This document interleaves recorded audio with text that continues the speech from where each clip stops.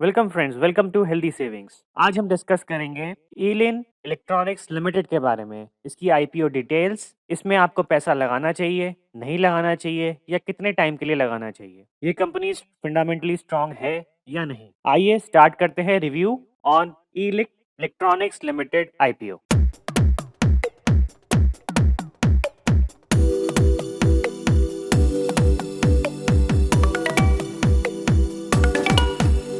हम अपनी वेबसाइट पे जाएंगे healthysavings.in। इसमें हम थोड़ा नीचे स्क्रॉल करेंगे तो रीसेंट आईपीओस के लिस्ट में ईलिन इलेक्ट्रॉनिक्स लिमिटेड आ रहा है। देन हम इस पे क्लिक करेंगे तो ये एनालिसिस का और इसकी डिटेल्स का पेज ओपन होगा। अब अगर हम जाने इस कंपनी के बारे में, तो कंपनी तो बेसिकली आपकी 1969 में इस्टेब्लिश हुई थी, लेकिन ऑफिशियली ये इनकॉर्पोरेट हुई है 26 मार्च 1982 में कोलकाता वेस्ट बंगाल में as a private limited company. तो ईलिन इलेक्ट्रॉनिक्स प्राइवेट लिमिटेड जो कंपनी है, ये पहले इलेक्ट्रॉनिक्स इंडस्ट्री ऑफ इंडिया के नाम से स्टैब्लिश हुई थी। सो इसका नाम चेंज हुआ, then the certificate of incorporation was amended by the ROC consequent upon change of name. तो इसमें आपका नेम चेंज हुआ तो उसका सर्टिफिकेट भी इसका 22 नवंबर 1987 को मिला।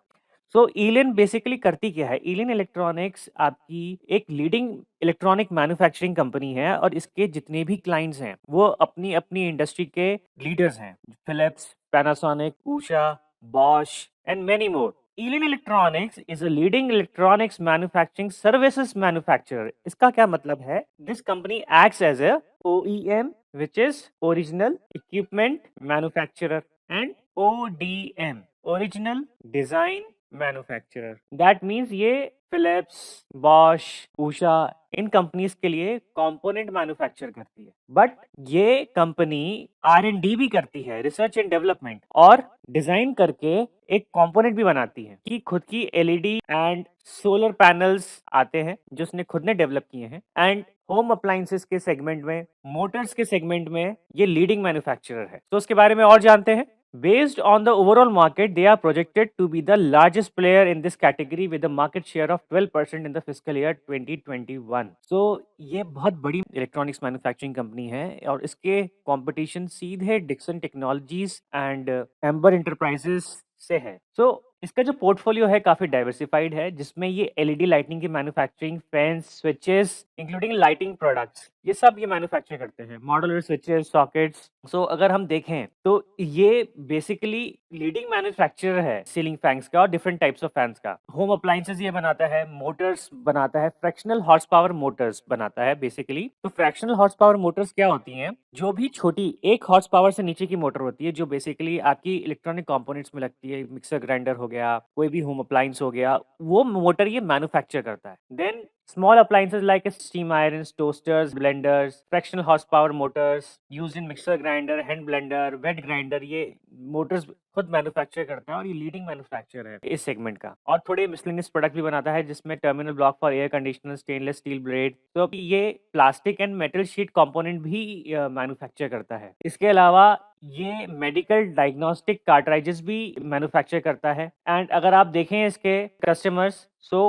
वो अपने सेगमेंट के लीडर्स हैं, जैसे हमने पहले भी बोला था। LED lighting fans and switches के सेक्टर में Signify innovations and Eveready. Small appliances में Philips, Bosch, Faber, Panasonic, Usha. Fractional horse power में Havells, Bosch, Faber, Panasonic, Preethi group, SEB and Usha. Medical diagnostic cartridges में Molbio diagnostic private limited and molded and sheet metal parts components में Denso and IFB. तो आप इन companies का नाम सुन के ही समझ गए होंगे कि ये किन के लिए काम कर रहा है। इसकी एक सब्सिडरी भी है, ईलिन अप्लायंसेस प्राइवेट लिमिटेड, जो अगस्त 2002 में जालंधर में इनकॉर्पोरेट हुई थी, और इसका मेन काम है to manufacture, assemble, process, buy, sell, import, export and deal in electronics, electrical engineering gadgets, जिसमें आपके toaster, iron, oven, dish washers, ये सारे गुड्स इंक्लूडेड हैं। तो ये तो था कंपनी के बारे में। अब ये कंपनी आईपीओ ला क्यों रही है? सो अगर हम आप देखें तो इसमें इशू साइज है 475 करोड़, जिसमें से फ्रेश इशू है 175 crore and offer for sale है 300 करोड़।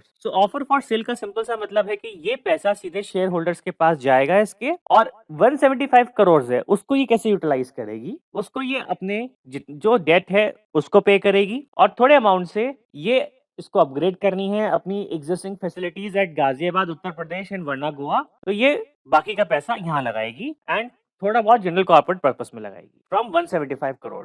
तो इसका प्राइस बैंड रहेगा 234 से 247 रुपीज पर शेयर। ₹5 वैल्यू है इसकी, फेस वैल्यू पर शेयर की। तो ये हम ऑलरेडी देख चुके हैं। ओपनिंग डेट ये ओपन हो रहा है 20th से, 22nd को उसकी क्लोजिंग डेट है। अलॉटमेंट आपको होगा 27th को। जिनको अलॉटमेंट नहीं होगा उनको इनिशिएशन ऑफ फंड्स होगा 28 दिसंबर में। तो जो भी आपका अमाउंट ब्लॉक होगा वो अनब्लॉक हो जाएगा। क्रेडिट होगा 29th को, लिस्टिंग है 30 दिसंबर को। प्री इश्यू शेयर होल्डिंग थी 53.98%, जो पोस्ट इश्यू हो जाएगी 32.93%। एक लॉट में 60 शेयर्स हैं।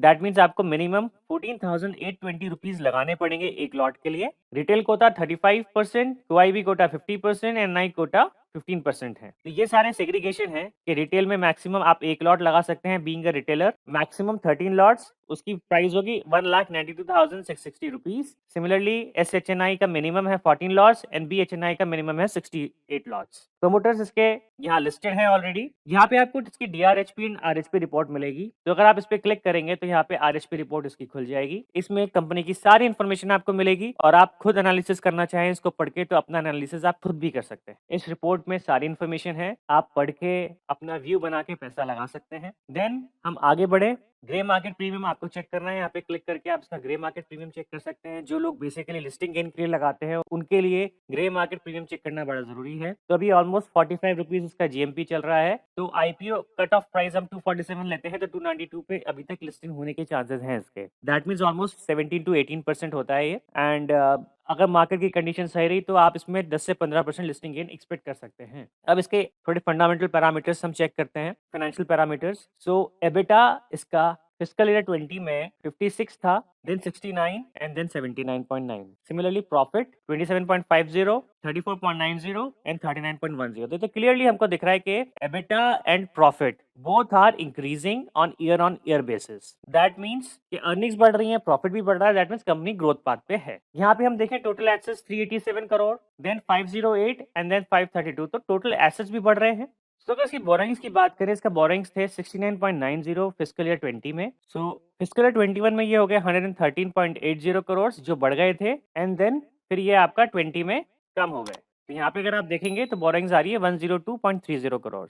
देन इसका रेवेन्यू कंटिन्यूसली इंक्रीज कर रहा है ईयर ऑन ईयर बेसिस। तो फाइनेंशियली तो ये कंपनी स्ट्रांग दिख रही है। अब इसको कंपेयर करते हैं इसके पीयर्स से। तो फेस वैल्यू इसका 5 है, डिक्सन का 2 है, एम्बर का 10 है। EPS इसका 9.59 है, डिक्सन का 32 एंड एम्बर का 32.41। तो EPS इसके पीयर्स के कंपैरिजन में कम है। PE रेशियो अगर इसका कैलकुलेट किया जाए 247 इसका कट ऑफ प्राइस हम अगर लें तो आता है 25.75, जबकि डिक्सन का है 140.44 एंड एम्बर का है 62.82। इसका सिंपल सा मतलब है कि ये जो IPO की प्राइसिंग है ये रीजनेबल लग रही है और काफी अच्छे प्राइस पे आ रहा है। रिटर्न ऑन नेटवर्थ इसका है 12.92%, डिक्सन का है 19.08 एंड एम्बर का है 6.28। तो ये ऑलमोस्ट सेकंड नंबर पे है इस रिटर्न ऑन नेटवर्थ के बेसिस पे। रेवेन्यू फ्रॉम ऑपरेशंस इसके कम है। एबिटा मार्जिन इसका है 7.31, डिक्सन का है 3.58, एम्बर का है 7.34। तो ऑलमोस्ट ये पीयर्स में सबसे टॉप पे है 7.34, उसके बराबर ही इसका एबिटा मार्जिन है। पैट मार्जिन की बात करें तो ये सबसे ज्यादा है इसके पीयर्स में। ROE इसका 13.85 है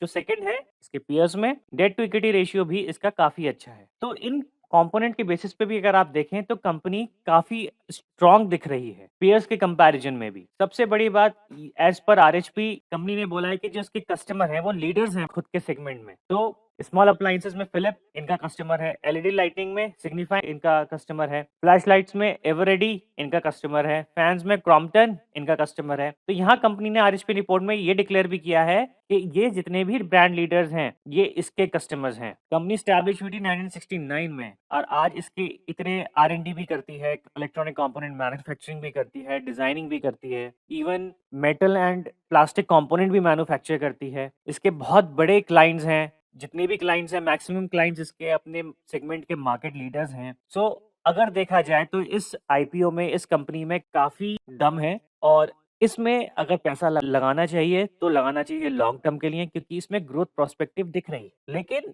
क्योंकि ये कंपनी काफी अच्छी है एंड माइट बी काफी लोग इसमें पैसा लगाएं, तो हो सकता है कि इसका ग्रे मार्केट प्रीमियम बढ़े और ग्रे मार्केट प्रीमियम अगर बढ़ता है तो इसमें आपको 10 से 15% लिस्टिंग गेन भी मिल सकता है। बट ऐसी कंपनीज में आप लॉन्ग टर्म के लिए पैसा लगा के रखें, आपको अच्छी ग्रोथ मिलेगी फ्यूचर में, शॉर्ट टर्म गेन के लिए ना जाए। तो this is all from healthy savings.